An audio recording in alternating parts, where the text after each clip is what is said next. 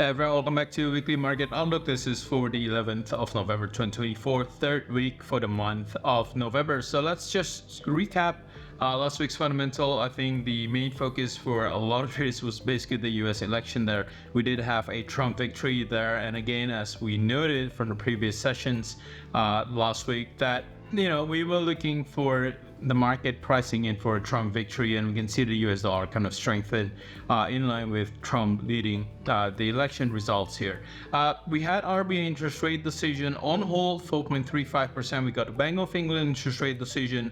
We got a 25 basis points cut. The FOMC also follows with a 25 basis points cut. In terms of all the central banks decisions, I don't think there's anything surprising. It is as per consensus, and I think a lot has already been priced into the market there.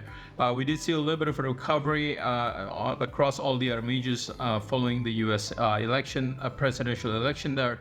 But again, it doesn't last long, and pretty much at the end of the week, it wraps up with a stronger US dollar. We also see record highs on the index futures there as well.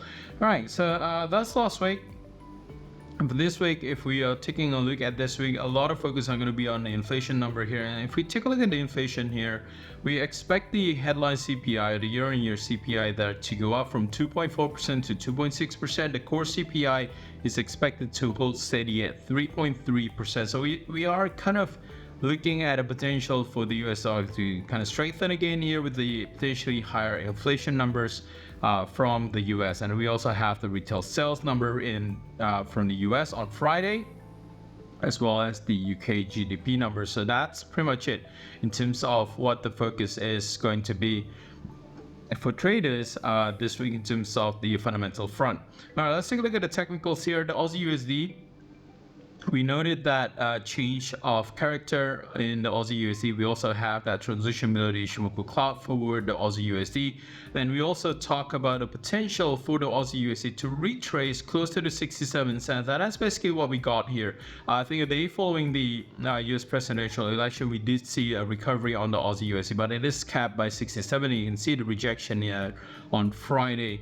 A very sharp drop on Friday there, having the weekly close below 66 cents again on the Aussie USD. So that kind of fulfills, how far the Aussie USD is expected to retrace.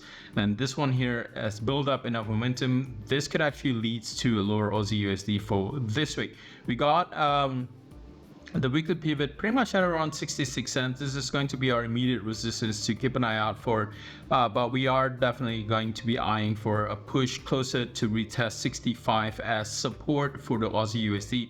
Any break below 65 cents, then we're likely going to head lower to 64 cents. But Euro USD, same similar scenario here. We did have that pullback back up to 1.09, but we have that sharp rejection around the 1.09 following the US election there. And we can see that drop there towards below 1.08, and we have that retest at 1.08 as well, and that was also rejected on Friday's close. In fact, Friday closes below 1.0750, not below 1.07 as of yet, but we are looking at 1.07 right now, whether or not it's actually going to hold.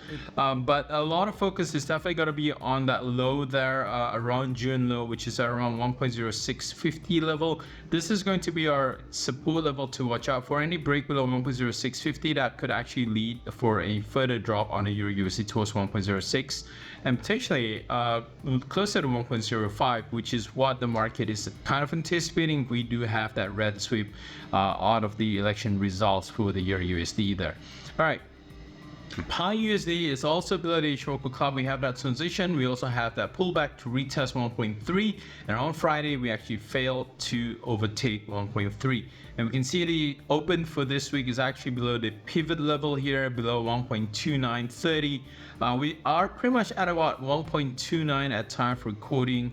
But we are definitely keeping an eye out whether or not the Pi USD is able to break below 1.2850, because if it's able to break below 1.2850, then we anticipate further drop to the downside on the Pi USD, closer to 1.27 in fact. So we got resistance at 1.3, and we're expecting a push towards 1.27 once we close below 1.2850 on the Pi USD. All right, lastly we have the dollar Japanese yen. Dollar Japanese is currently within range And a lot of traders are going to be looking at this range, right?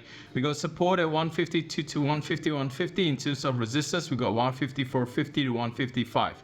Traders are going to be looking for a breakout out of this range before taking in, much bigger positions for the month of November and December here.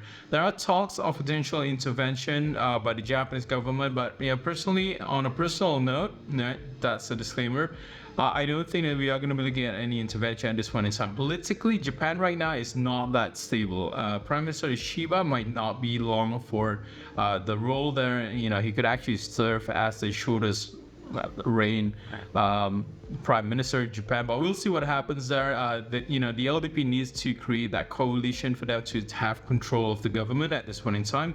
We are expecting that decision this month as well from Japan. So political instability is probably one of the main reasons why we don't actually expect an intervention to happen here.